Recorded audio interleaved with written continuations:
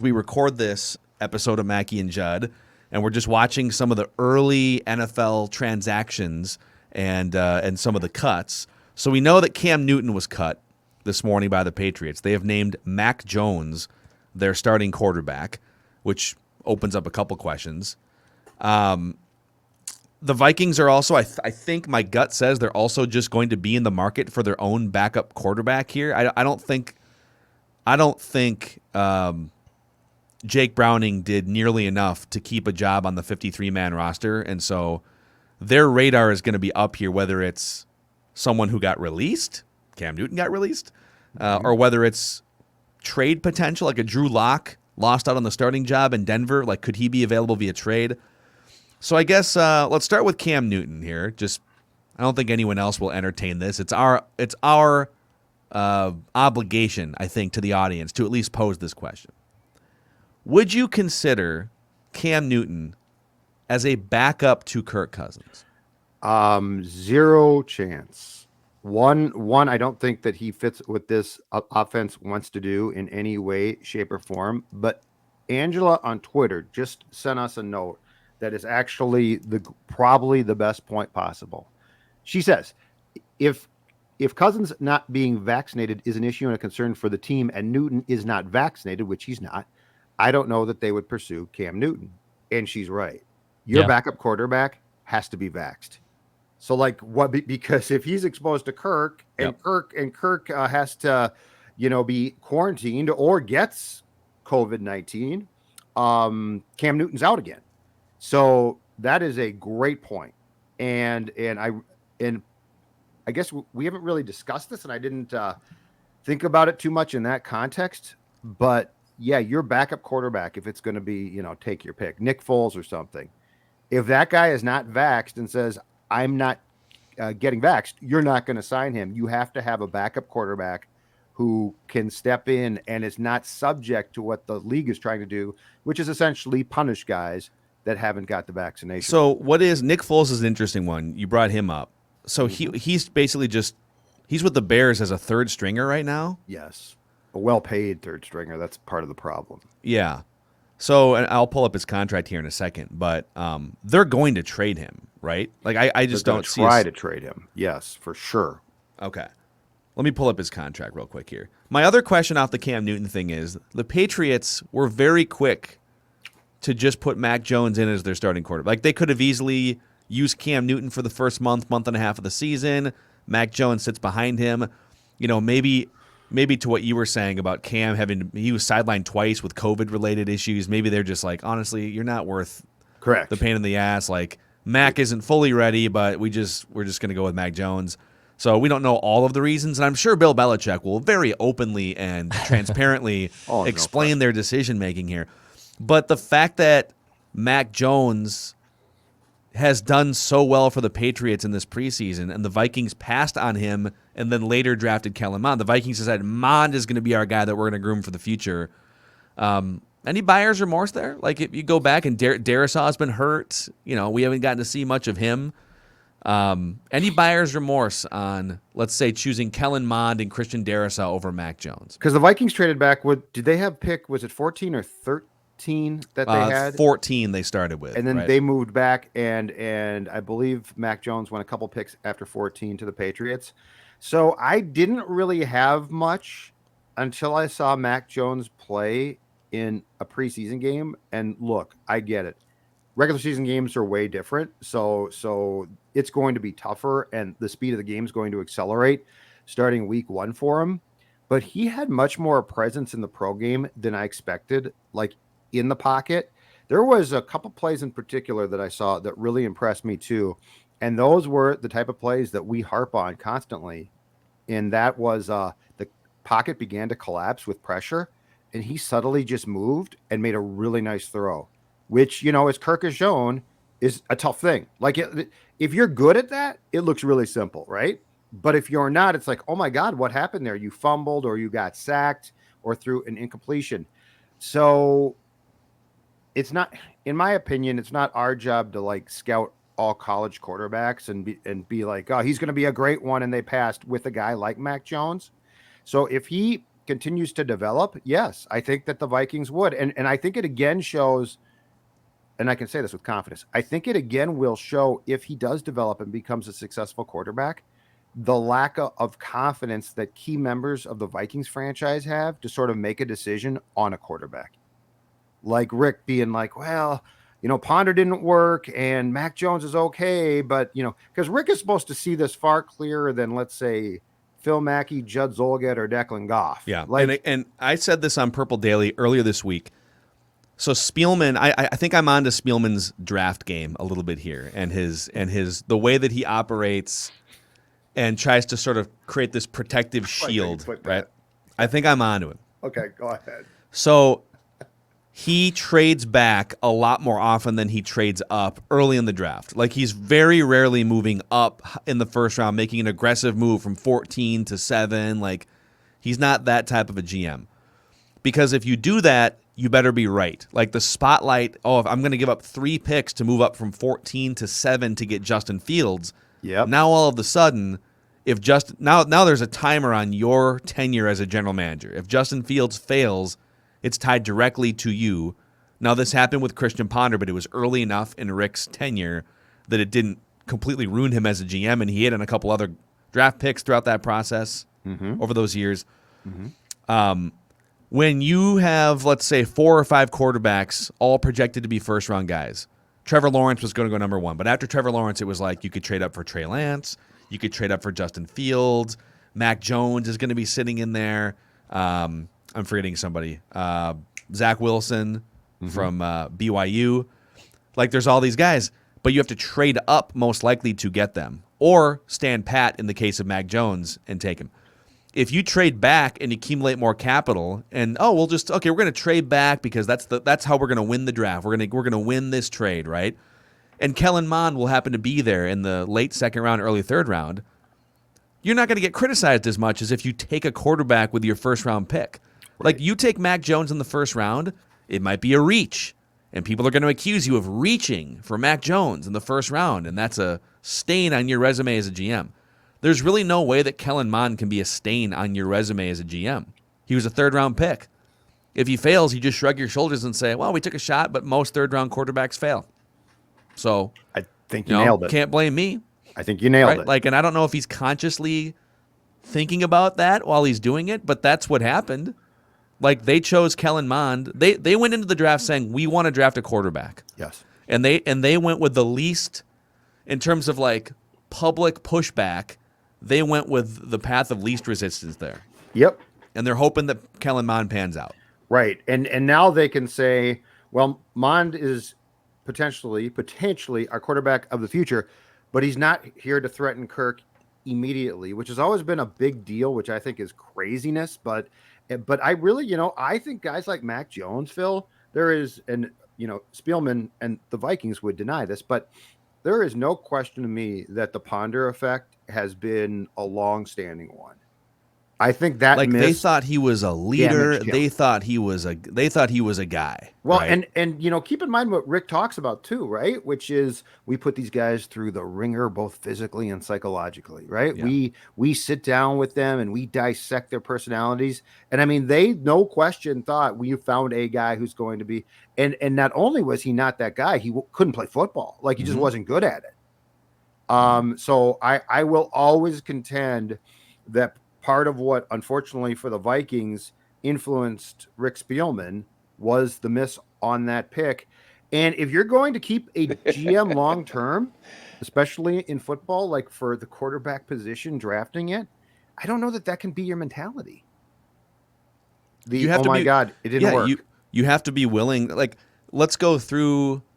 Well, there's all kinds of examples of, like, Drew Brees felt the second round, but, like, you have to be aggressive. Andy Reid, the Chiefs, they were aggressive. They said, we're going to go get Pat Mahomes. Right. That could have been a huge whiff. Pat Mahomes wasn't a 100%. Like, they had to develop him, sit him for a year, right? Right.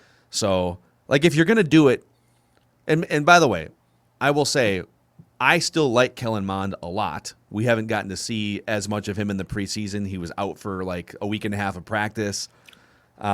We're not going to know. Like, it's going to be really unfair if Mac Jones gets off to a really hot start or Justin Fields gets off to a hot start. Yep. we aren't going to even see Kellen Mond's car drive on the road for a year, most likely, right? Like he's probably not going to play this season. So it's going to be hard to resist the temptation that if Mac Jones lights it up with the Patriots, or you were trying to trade up for Justin Fields, we'll have to give this Kellen Mond thing a shot. But and this is another discussion for another day. They didn't draft Kellen Mond in the 3rd round to just sit him for 4 years if he's good. Right. So if he's showing you something in practice and he's making progress behind the scenes and he's a hard worker and he's a leader and all those things, if all those things start coming to fruition this year, they're going to want to get him on the field as early as possible to take advantage of his $1 million contract and the flexibility it affords you on the roster. So this whole thing is going to be really interesting for the next 5 or 6 months. And the interesting thing about that point right there is this one. When you do that, do you have the coaching staff with the ability to transition its offense to one that suits Kellen Mond?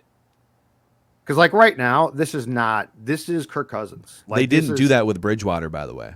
The first year Bridgewater, they said the things that you're super comfortable with, we're going to throw those out the window so you can run I formation under center for Adrian Peterson. Right, but I mean but if you move on to Mond and you're like, you know what? He looks really good in practice. He's ready to pop.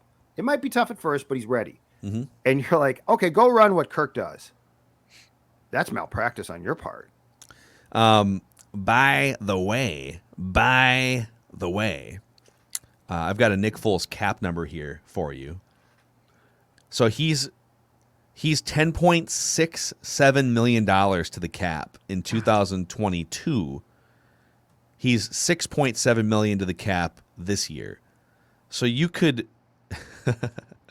afford him, I think, this year. I think you've got that cap space right now. Depending on, I'm sure you're down the road on a Brian O'Neill extension. I don't know how much money they're going to front load into that. They might have gotten a little bit of relief on the Harrison Smith extension. They did. I think they have 16 million cap space right now. So they could pretty easily absorb. So if they wanted to, they could. I don't know. Let's see. The signing bonus 2.6. There's a $4 million roster bonus for Nick Foles next year. Could you convert that to a signing bonus? There's things I think you could do to smooth out that 10.6 number next year. But you could also go into next year with Nick Foles 10.6 cap hit, Kellen Mond 1 million cap hit, and have that be your quarterback battle. If you thought Kellen Mond was ready to be a starting quarterback. And then you'd save $35 million on the Kirk contract, so net you'd save $25 million in cap space by trading Kirk Cousins and having Nick Foles and Kellen Mond battle for next year. I'm just saying. So this is what they're thinking about. They're thinking about all these scenarios too, I'm sure, as they plan out the next 18 months. So I think what you said at the outset of this part of the conversation, Phil, is probably correct. I think the Bears are going to try very hard to trade Foles, and obviously they wouldn't trade him here. That's one where you wouldn't trade him, because if Kirk can't play and then Foles plays and he turns back into I don't Nick think Foles, the Bears fear that. A weird but I mean there I think the Bears would think trading him to Minnesota would actually be helpful to the Bears. I think Bears fans would. There are other places that they would prefer to place him, but that being said, you probably, if the Gardner Minshew trade sets the market, which is what, at the most a 5th round pick and probably a 6th. Nick Foles is worth a 7th, a 6th. I mean, not much. So it would be more about a team absorbing his contract in a trade.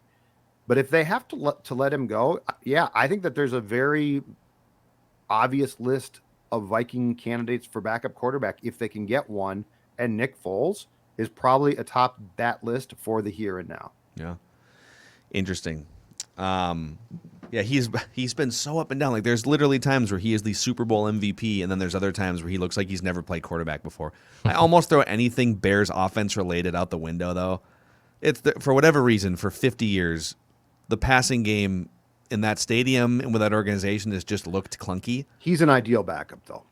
Yeah, he can come in. For what you would want, it would be ideal. Yeah, it's a lot of money, but if you took on that $6.7 million cap hit for this year, you'd literally have $40+ million in quarterback cap hits. But your roster is already formed, so it doesn't really matter. Right, for this year doesn't matter. You can't take it with you.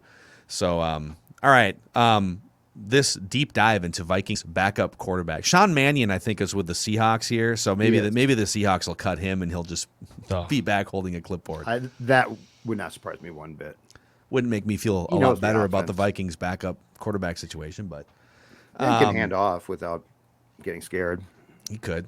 Well, it's possible too that if Mannion gets cut, then he just might not have a job in the NFL anymore, and he have more time to golf, more time to go to PXG Minneapolis. He's a good golfer. Golfer's paradise. Backup quarterbacks, I feel like, generally have pretty good golf games. You know, because there's you make a lot of money. Take the sticks on the road. You ain't playing tomorrow. Little Saturday 100%. round. Yep. So PXG Minneapolis is just an absolute mecca for great clubs, great apparel.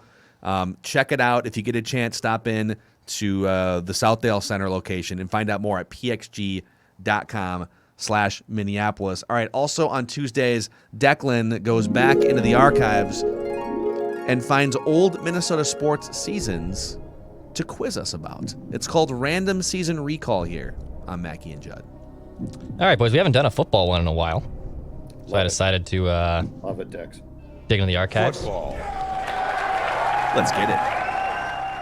And go with the 2001 Minnesota Vikings. Random season recall. Boy, Corey Stringer year when he passed away. This is a tough one. This is a random season.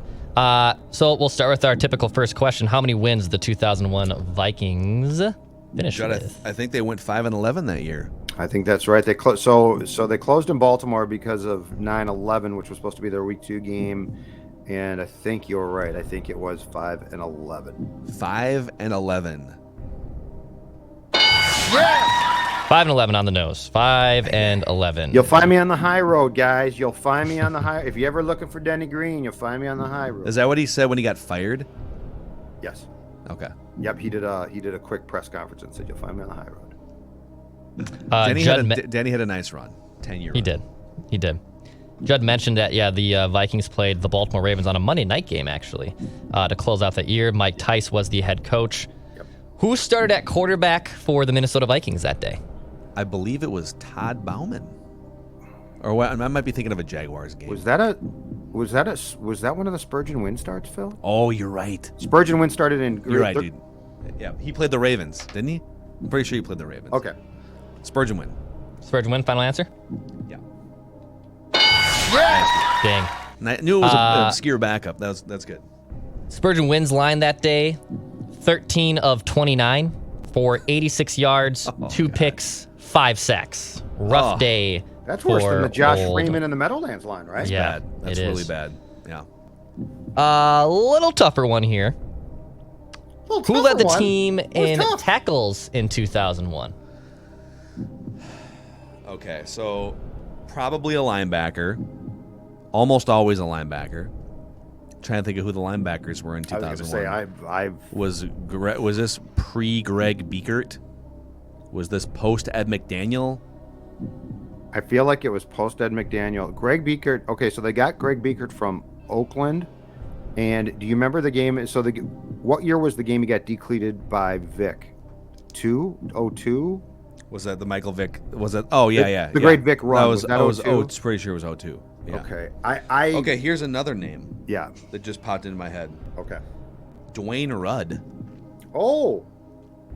You know what? I'm willing to go along with it because I don't remember by that point in time. Dwayne Rudd, who was famously once penalized, I think when he played for the Browns against the Chiefs. Yes. Yeah, week 1. And he slammed his helmet in celebration because he thought that the play that they made was the game-ending play, but it actually wasn't because 15-yard penalty, field goal range. Yep. All right, Dwayne Rudd. Another stab? Yeah, let's keep thinking here. This is one of my first favorite Vikings players. This was right around the time I started liking Vikings football. I feel like we need a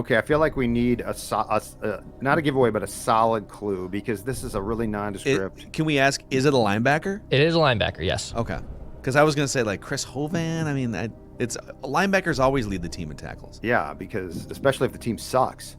This player played 4 years with the Vikings before leaving for the Houston Texans. Oh. Where he finished his career. Kylie Wong. There you go. Kylie Wong? Yep. Kylie Wong. Nice. 99 tackles for Kylie Wong. 3 sacks, a pick. Nice little year for Kylie Wong there. Nice little season there. Nice little season. Nice little season. Can't wait till Kirk comes back.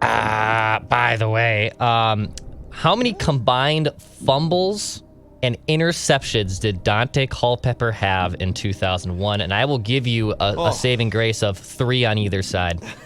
So Okay. he probably had a ton of fumbles. There was one year so he I think he had 20 interceptions twice. So 2000 was he had a couple like disaster years there. I want to say that he also fumbled 23 times or something in one of those seasons. He had a year where he literally had like a combined like 35 or 40 interceptions and fumbles. So this It was, is his like, second really full bad. season as a starter. So this probably is one of those years. Mm-hmm. Excuse me.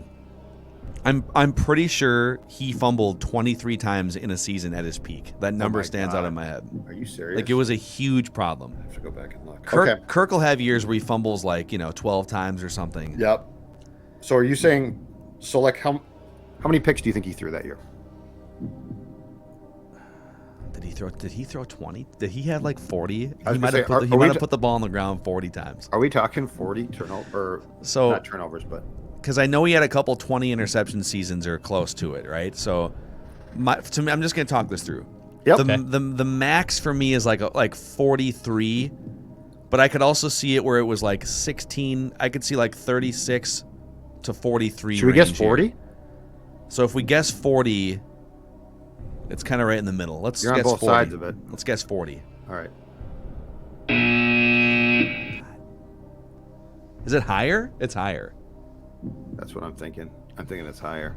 Keep All going. right, all right. So one of my original guesses was that he threw 20 interceptions and 20. You said 23 fumbles. Let's go higher. Let's say 43. Okay. Okay. All right. We give up. Is it lower? It's in the 30s. It was lower. It was way 36. lower. It's like 36. 29. 29 total interceptions and fumbles. He had 13 picks, 16 fumbles. Okay. So there might have been another year where that is accurate. You're getting at, but in 2001, We'll look it I up mean, in a still second. 29 No I'm not apologies. looking turnovers anything in up right 16 now, games. but we will look it up. No is, apologies. And it wasn't is, 29 is a turnovers. Because Correct. all I of the just fumbles put weren't you and I. right. Fumbles. I just put fumbles, interceptions as Okay. as one there. Which Vikings tight end led the team in receptions that year? Which Vikings tight end led the team in receptions that year? So All this right. would have been like Carlester, Crumpler. I was just going to say, when was, and we're just talking here, Dex, when was Byron Chamberlain? Wow, right around. I feel like wasn't he a little earlier than that, maybe. Yeah, I mean, this all to me runs together. This player made the Pro Bowl this season. That season. Boy. This is before Jermaine Wiggins Yes. too, right? Yeah, Jermaine Wiggins was 05. So it's either And he was this with the is after Patriots. Steve Jordan, Yes, well after Steve Jordan, if I'm not So it's mistaken. Byron Who Chamberlain. or was the Carlester 98 Crumpler? tight end, Phil? Hunter Goodwin? Was it Hunter Goodwin or was it Byron Chamberlain? I feel like Byron now, if I'm right about him even being there in 2001, I feel like Hunter Goodwin was more of a blocker and Byron Chamberlain caught more passes. Let's go with your Byron Chamberlain. All right, Byron Chamberlain. Byron Chamberlain, final answer. Got it. Ding. Yeah, Got Pro it. Bowl No season that apologies. year. No apologies. Dude, that is wow. 57 receptions, 666 yards, 3 touchdowns. But yes, he did make the Pro Bowl that year. Probably wasn't. Wow. I'm sure that was a good year for a tight end at the time. I'm about to say this year would be, and still a solid year. I guess. He was a nice Not player. bad. Yeah. Yeah, it wasn't bad. Yeah, pretty good. Pretty good. Final one. 2 non-quarterbacks threw passes that season. Who were they? Well, Randy Moss is always. Yeah, that's Randy it, Moss yes. is probably one of them, right? Nate Moss, let's go one. Randy Moss. Yep. One for Okay. 1 for 29 yards. Randy Okay. Moss in that Week 17 game against the Ravens. Okay. Was the next? Spurgeon Wynn was the other one, as they found out. Are we looking at a running back? You think, Phil, or you think we're looking So at this another would have wide been receiver? Robert Smith had retired by now, right? Wasn't this Yeah, the first year 2000. of Michael Bennett? I think 01 was the first, or was 02 Bennett? I think it was. Who the hell 02. was the 01 running back then? Ah. Was it Robert Smith? Did Robert Smith play 01? No, I thought he retired after like 2000. I think he was. I don't think he was there when. I think he was not on the team when Corey passed away. I think he had retired by then, because he retired a few years after Barry Sanders shocked everybody by retiring. So like Mo Williams or somebody would have Yes, been their exactly. running back that year. Exactly. I'm trying to think of. Well, I mean, would they have thrown a pass on a busted field goal, or Ooh, who would the who was holder. Mitch Berger the holder, or was it the Australian guy Bennett? Did they have another Bennett? Like Darren Bennett, right? Darren Bennett. Darren Bennett. You know, ooh, it might have been a holder. Do you remember there was one year where a play got screwed up and it was in Green Bay, I want to say, and now I don't remember the year, but it's around this time, and Berger had it was third. They were like kicking on third down to ensure that they would have a chance at a fourth down kick if something went wrong. That's right. But but somebody threw a pass, and because they threw a pass, they lost the possession. Something like that. You might be right. Do you want to guess Mitch Berger? Let's guess Mitch Berger. We get a couple here, maybe. Okay. Mitch Berger, final answer. Yep. Mitch Berger. At the walk-off. Mitch Berger. Wow, dude. Wow. Okay, you know what? I would like to take a victory lap after last week's wild, nondescript debacle. I would like to take a victory lap here and say this is one of our greatest ever. That was pretty damn good. That was. I mean, we got Kylie Wong out with a clue, but we got Kylie Wong. Mm-hmm. The Berger one was totally had no clues. I want to pull up Dante. I want to see what was his worst ball control year. By the way. Okay, so 02 he had 23 interceptions. The next year he had 23 picks. Okay. Mitch Berger, as I was doing a Google search there when you guys were pontificating, was on the Millionaire Matchmaker show in 2013. Do you remember this one, Phil? Millionaire Matchmaker? Yeah, I watched a couple episodes of that. And trashy he television apparently series. is still together with Bambi Lachelle, who was like a famous swimsuit model. And they met on the show, and they've literally still I have been, as you guys were pontificating there, I was trying to figure out who the hell Bambi Lachelle is, but he literally was on Millionaire Matchmaker, a sitcom dating show. What's her last name? Bambi Lachelle, Lashell. But yeah, her first name's Bambi, like the deer. Lachelle. There were some legendary Mitch Berger stories in this town for a while. Oh my. He had some Scotty Erickson to him. Let's just say Oh, okay. All right. Good for Let's him. just say that. Apparently so, judging Yes. by... Yes. Judging by, Mitch was Mitch play, Mitch was a punter who lived like a quarterback. Hey, honey, let's play a game of hide the Snickers. Yeah, what was the Snicker story? And every announcer told it. Did he eat a Snickers shoe, before right? a game or in a shoe? And, like, Yeah, I you put thought in it his was. shoe. I thought it was in his That's what it shoe. was. No, it was during the game. He would just take a bite out of it, like he just had a Snickers in his shoe, and he would take a Okay. bite out of it. By the way, so it was 2002 that Dante Culpepper led the league in both interceptions and fumbles, a combined 46. Is 2002 46. Is 2002 the year that they were playing the Saints at the Superdome and I think went for 2 or something like that, and Toward the Culpepper end. fumbled and picked it up and ran it in? Yes. Yeah. Yes. Yes, So they did. in the last, that was, let's see here, at New Orleans, week 15, 2002, they were 3-10 at the time, and they won that game 32-31. They also had they won their last 3 games of that season, and then they won their first 6 of 2003. So Mike Red got Tyson had a mad. little 9-game winning streak. Red yelled at him. So the Vikings scored a touchdown with 5 seconds to go. Okay. Actually, it's funny. The Saints scored a touchdown to go up with 5 minutes to go, and then the Vikings drove down.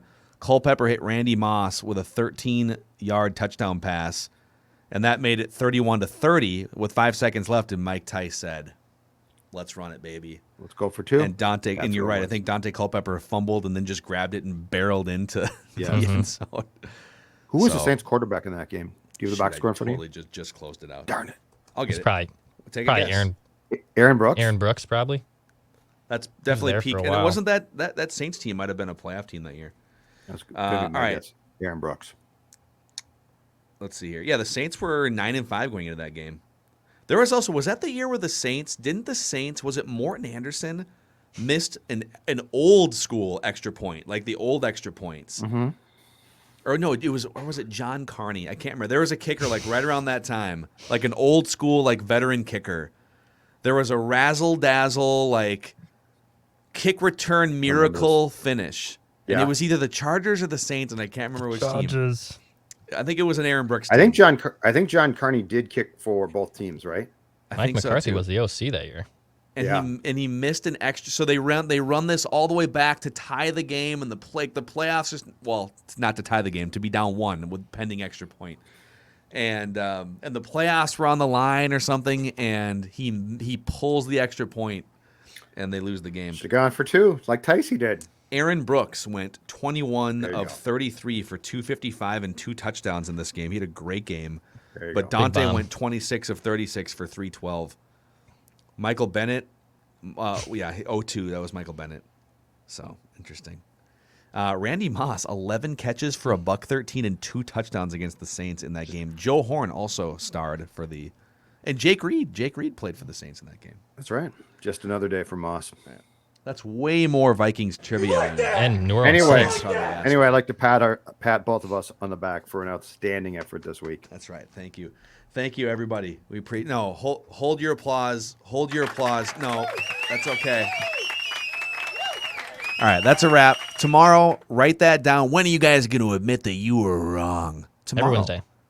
On both Mackie and Judd and Purple Daily. But that's a wrap on today's episode of Mackie and Judd. Thanks for hanging out with us. Please click the subscribe button on the SKOR North YouTube channel if you want our ugly faces in your face every day. See you guys.